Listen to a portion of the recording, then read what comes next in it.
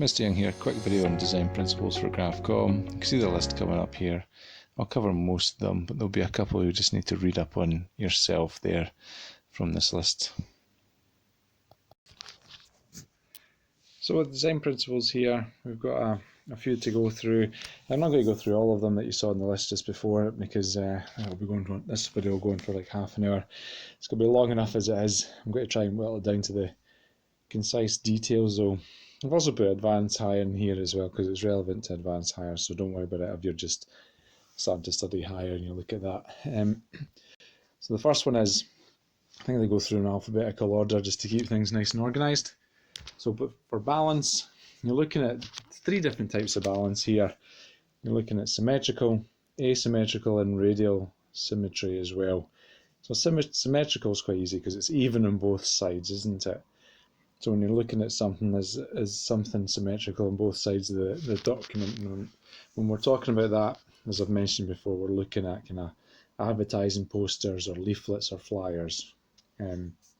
Asymmetrical, let's go through these. These are ones that are kind of balanced in composition there, so the image is symmetrical on both sides there, so it makes it easy to see. With asymmetrical, it's you don't have the balance that you would for symmetry. It's not balanced. It's one side's maybe got, as you maybe see in the asymmetrical in there, in the bottom, it's rectangle, it may have some text in it. Another side there might be some images and a mixture of text, so it's not exactly evenly balanced, but what you try to do is break it up so it looks as if it's still neat and tidy.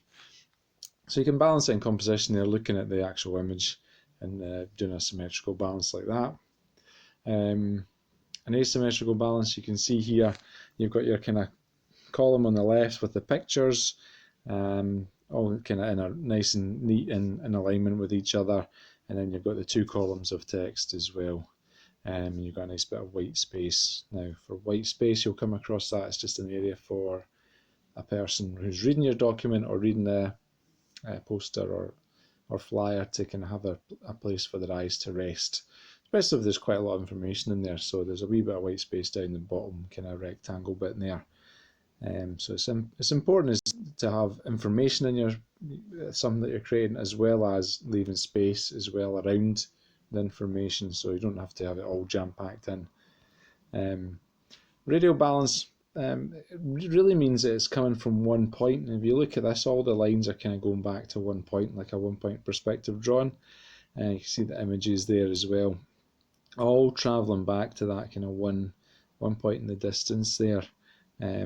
So it can be done in certain different ways. It can be coming from the centre out, or in this case it's coming to kind of sweeping into towards the right hand side there.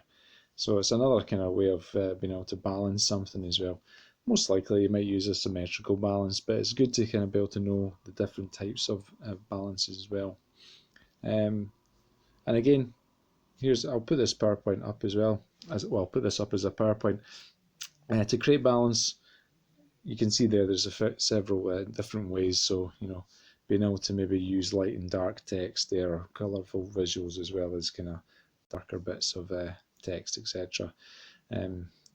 Using shapes as well at regular intervals to kind of maybe balance out, maybe contrasting shapes to balance out maybe rectangular bits of text as well. So you can, even though I'm talking about balance, contrasts coming up as well, so that's another design principle, and you can kind of use them in conjunction with each other. Right, and you can see there, I'm not going to read through all these all because you can read yourselves, so you can see what it looks like. For contrast, different ways you can do contrast.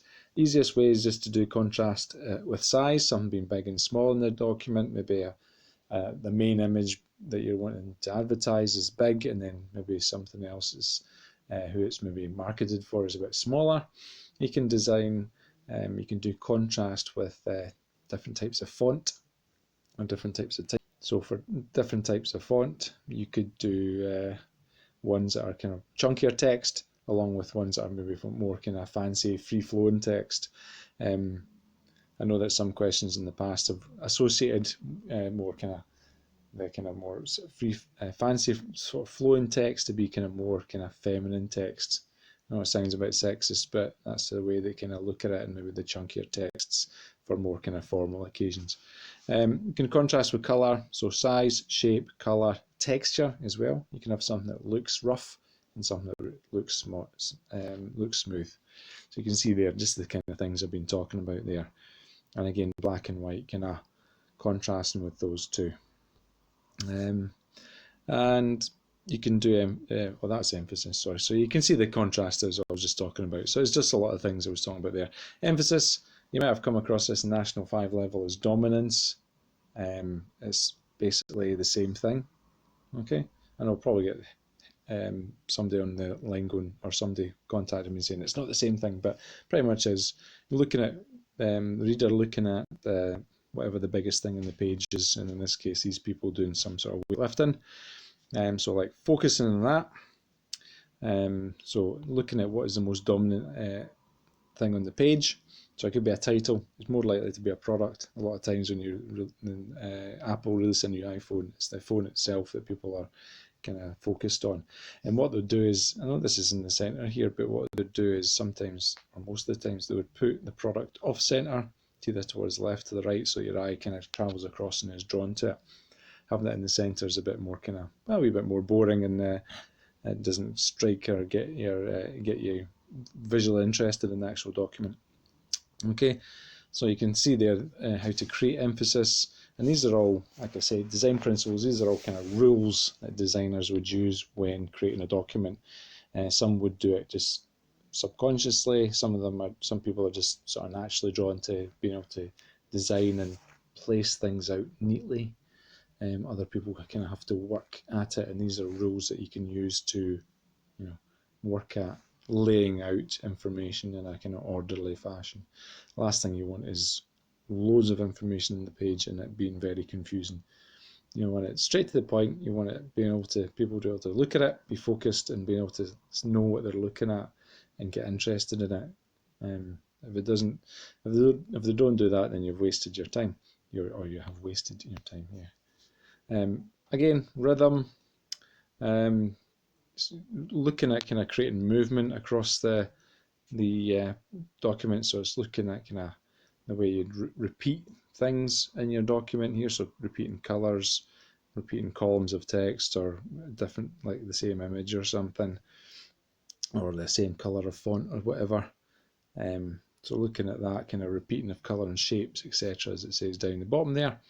So giving a bit of kind of rhythm to it. So it looks as if you're doing maybe a leaflet where it's got 2 or 3 pages, it looks as if it's all one document. It looks as if it's all been designed by one person or a team of people, and it all has a consistent flow to it, rather than having like one page being red, another page being blue, and all being a bit disjointed with different fonts and different pictures everywhere. So it looks as if it's a flow. It looks as if it's all kind of ties together nicely. Okay, and again, how to create rhythm there. So using white space between each of your kind of areas, and being able to create regular rhythm by using sort of repeated shapes and colors, etc. And there's a bit more there as well. Again, the PowerPoint will be up, so I don't need to go through all of this. This is really just a kind of overview. Unity. So you're looking at Unity. We're getting near the end now because we're getting near the end of the alphabet, so that's hopefully not being too boring for people there. Again, very similar to rhythm, I would say. So giving them a wee bit kind of more, again, looking at the document and the design of your posters, I'm looking as if it's been together. I might have picked up on this one in the last bit with rhythm, but so looking at the layout being all together. So again, very similar to rhythm is that the colours and the fonts here are repeated from the top blue. There's like Our People is in blue as well, and there's elements of it's in blue, so it's kind of following through. Then you're using the same kind of bold type, maybe in the same areas. So maybe at the start of a wee paragraph, you've got a bit of bold heading and then a subheading. So it's kind of things that look as if they all flow together, and it's nice and neat and organised. Okay, and you can see here the repeated repeated shapes here of the pink circles, etc.